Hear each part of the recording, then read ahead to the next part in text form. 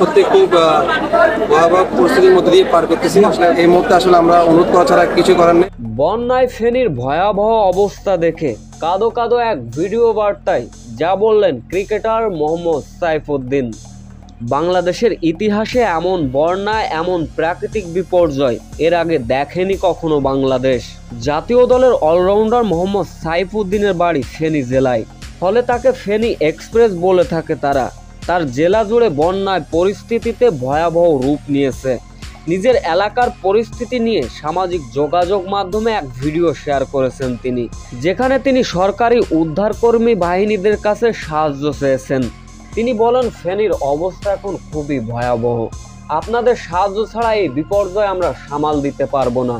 আপনারা সকলে আমাদের সাহায্য করুন, না হলে আমাদের এই বন্যা পরিস্থিতিতে কিছুই করা থাকবে না।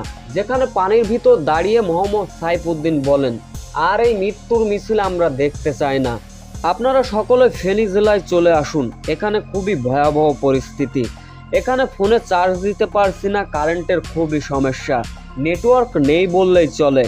এই ভিডিও শেয়ার দেওয়ার জন্য মোহাম্মদ সাইফুদ্দিন পায়ে হেঁটে 12 তলার উপর গিয়েছেন।